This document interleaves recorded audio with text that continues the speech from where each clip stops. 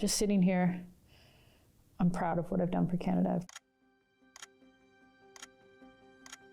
I'm proud of my work ethic. Sinclair's got a wide open goal. She's going to try and chip, and it's in off the post. Sinclair, this time she finds targets. It's Christine Sinclair. I'm proud of how determined I've been through good times and bad times. My fight will never end. We've achieved everything, and to be able to share, especially in Vancouver, this moment with them is going to be incredible. Come full circle, and to be able to finish my career in that stadium in front of all my friends and family, hopefully it's going to be quite the night.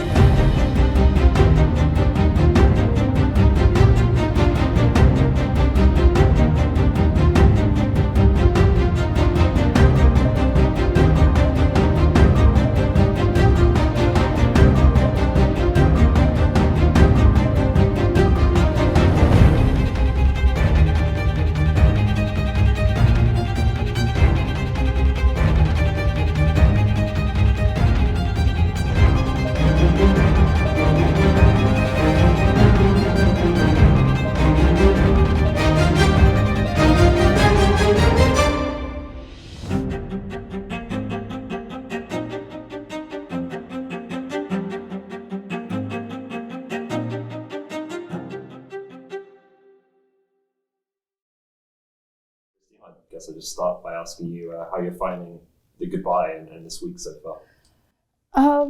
So far so good. It hasn't been a lot, so that's just how I like it, but I know it's just going to get worse.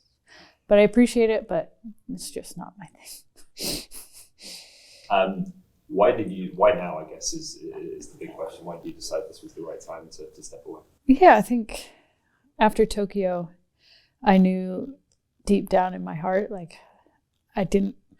Paris wasn't my goal. To be able to leave as an Olympic champion, not many people get to do that. But I wanted to give the World Cup another shot. It was the one thing that as a team we hadn't really nailed. And obviously, that didn't go as we had hoped. And then Olympic qualifiers were right around the corner, and I wanted to be a part of that just to help the team get to Paris. And honestly, after the game in Toronto, I thought that was it. And then we were told that we were going to have 4 games in Canada, and I was convinced by staff, teammates, friends, family to stick around and get the proper send-off. So now we're here. Have you been kind of reflecting this week, or has it all just been too busy to even do much of that right now? Well, I mean, we only arrived yesterday, so we haven't had a lot of time. Bev mentioned Sophie and I in the meeting today, and we've been told that will be it until come closer to game time. But for me, even leading into this camp, yes, there's a part that's I remember packing, and I'm oh, I'm packing for my last national team camp. I can't believe we're here. But then once we, got here, it's how do we beat Australia twice, and helping the team prepare for that, knowing what's coming, But at this point, it's about winning some soccer games too. I could spend a lot of time listing all the records and the accolades, but I think in short, they're difficult to get your head around for someone on the outside looking in. The number of caps, the number of goals. Does it kind of sink in for you, and what do those things represent to you when you look back on your career? Yeah, I mean, it's not something that I've spent a lot of time, honestly, thinking about. I couldn't tell you how many caps I have, honestly. I think it's when I'm done playing and have a chance to like look back. And I'm sure the game in Vancouver will make me reminisce a lot as well. But yeah, just sitting here, I'm proud of what I've done for Canada. I'm proud of like my work ethic. I'm proud of like how like determined I've been through good times and bad times, and to have been a part of this journey for so long. And with it, you know, I've had some absolutely incredible teammates to help me along the way, and I've been fortunate in my career, you know, injuries and things like that we've gotten to where we're at. Yeah, but when I'm done, I'm sure I'll look back on it and be like, okay, you've achieved some incredible things. Do you remember back clearly to 2000 and making your debut and that far back? Absolutely. I have a weird memory when it comes to like soccer games and events and what I lived. Yeah, I remember Evan. I remember sitting with him, and my first camp was in Vancouver, and he told me that you performed well, and we're going to invite you to come to the Algarve with the national team. And I was just completely overwhelmed. Didn't think I belonged. And then he's like, and by the way, you're starting. It's been quite the ride. And Evan, I give a lot of credit to him. He changed his program and gave a lot of youngsters, myself included, a chance that I don't think many other national team coaches would have. I'm thankful for him. Can you recall maybe what your ambitions and your goals were at 16 years old entering the senior national team for the first time? Not to make a fool of myself, to like speak. I'm so quiet. And then I remember obviously scoring in my second game. And then I scored a few more in that tournament. I'm not going to lie. In that moment, I found out how many goals Mia Hamm had at the time. And kind of set I never set the goal, but it was just kind of there. I'm like, wow, I've played 4 caps and scored 3 goals. This is pretty, like, just an awareness piece. It was, weird. Fair to say you've met expectations that you had back then. It's weird. Like, I'm such a competitor that I'm like, yes and no. I mean, there's definitely some what if moments throughout the course of my career that you wish things had gone a little differently, but overall it's been not bad. And Christine Sinclair Place, what did you think of that scene like this week? Honestly, I don't even know what to think, especially because like some of my earliest soccer memories are playing at BC Place as a youngster. We used to have mini soccer tournaments there every winter. So yeah, to come full circle and to be able to finish my career in that stadium in front of all my friends and family, it's hopefully it's going to be quite the night. I wanted to ask you a little bit about the future as well. How much have you kind of thought about your future and your involvement and what the future holds with regards to specifically Canadian soccer and the national team program? Yeah, I mean, we'll see. I mean, I plan to play another year in Portland, but yeah, my fight will never end. Whether that's helping behind the scenes, the player reps, and fighting for equality, and Project 8, fighting for a league. I'm not going away anytime soon. Are you optimistic about the future of soccer in this country? I hesitantly say I am. Sitting here right now, I worry about just the investment that other countries have put into whether it's domestic leagues, whether it's their women's national team programs. And I think you saw in Australia some surprises, but I think it just goes to show countries are investing, that the domestic leagues work and develop players and give players an opportunity to play professionally at a young age, that right now here in Canada we don't have, for the most part, the pathways to go to college in the US. And honestly, it's not cutting it anymore. But I'm hopeful because I know there's people in this country that are fighting for the right things. for all the experiences you've gone through, have the past couple of years been different, just in the sense of you have the ultimate high of Olympic gold, but then this off-field fight going on as well that maybe has been more difficult to come through? Yeah, if everything was just on the pitch, it would be easy. At least, you know, especially for myself and my teammates, like, put us on the field, we'll, you know, try to challenge and win every game. Obviously, off the pitch is something that we're not maybe completely used to, and I think still this year, I think you've seen that this year. I think back to the She Believes, and it's just a defeated team that took the field, and I think we have realized that there needs to be a balance between the fight off the field and obviously competing on the field, but that the fight off the field can't take a back seat. It's just something we probably need to adjust when and how we fight it. Mm-hmm. For all of those challenges, where do you kind of see the biggest opportunities, particularly for the women's game in Canada? I mean, it's just a league at this point. I think where we're at with the CSA is pretty positive, and that pretty much at a point, whatever the men get, we get. That's all we've asked for. But in terms of a domestic league, we're falling behind, and that's definitely the next hurdle.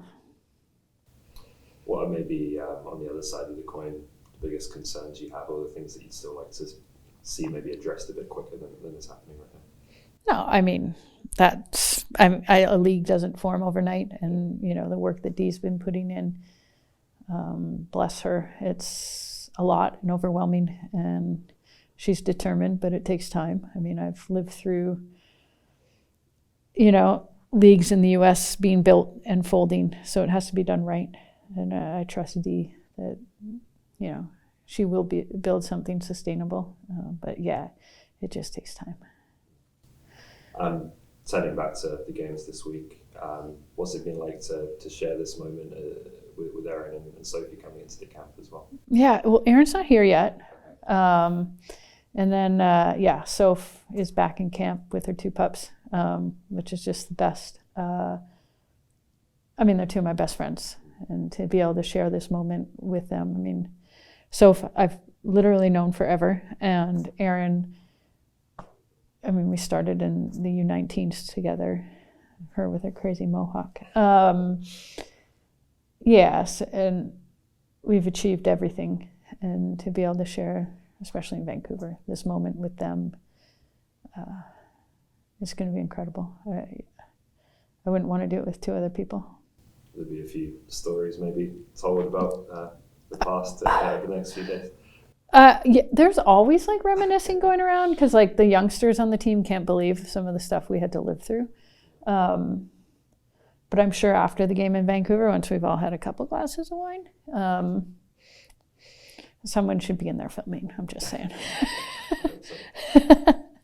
When you look around this locker room for this national team now, what do you kind of see in this group today? Just quality. I look around and I see players at every position playing at top clubs, whether it's in Europe or the US, or even those that are in college that are bound to go to a top club somewhere in the world. And this team's ready. It's deeper than it's ever been. It's got an excellent, I think, mixture of like youth and experience, and even the young players. Like, I still think like Jessie and Janine are young, but like they've been around forever and have World Cups and Olympics under their belts. The future's in great hands, and they'll be absolutely fine. I think, what you saw in Australia is just the way the women's game is going. It's a matter of inches now. And sometimes you need a little luck on your side. You mentioned a couple of players there, and there's a few more who have really come into their own over the past few years and playing in Europe and all over the place now. What's it been like to see this kind of current generation come through and maybe have some opportunities with big clubs that weren't there in the past? Yeah, I mean, it's, for those of us that are older, it's what we've always wanted this sport to be. When I was growing up, there was you weren't going to Europe to play. You know what I mean? And now to see the opportunities that are available, to see players in high school that are going straight to pro. I always think if it's happening on the men's side, should be happening on the women's side, and you're starting to see that. And you're starting to see like women, this is their career. Like I think back to players that I played with when I was young, like your Charmaine Hoopers and Andrea Neal and Sylvana, like they had second jobs to help fund their soccer career. I've been fortunate, I've never had to do that, and these young players now don't have to do that. They can strictly just focus on being a footballer, and yeah, it's exciting.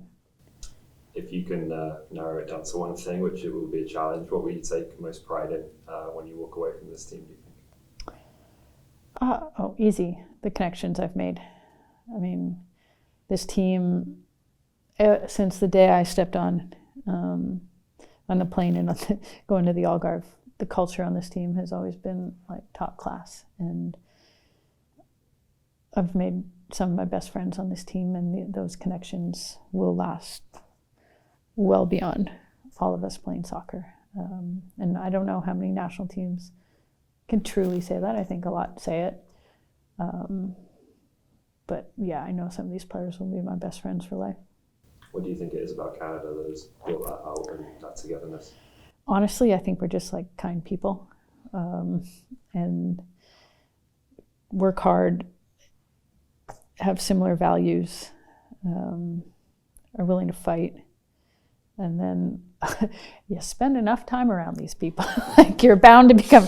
No, it's just yeah, a group of highly motivated, determined workaholics that are willing to give anything for the country, and this is what's happened. Do you think you'll miss it? I think I'll miss parts of it. Yeah. I'm so looking forward to a vacation. But I think obviously the competitor in me will miss the competition, and like there's just something different about playing for your country and playing club. And then it's going to be like the moments that people don't see, your meals, trips to coffee shops, things like that where you truly get to know people. And yeah, I mean, we literally have a blast here.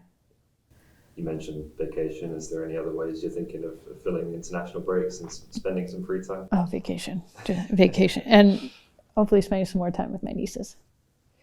Thank you so much for the time, Christine. Appreciate it. Appreciate it. Thank you.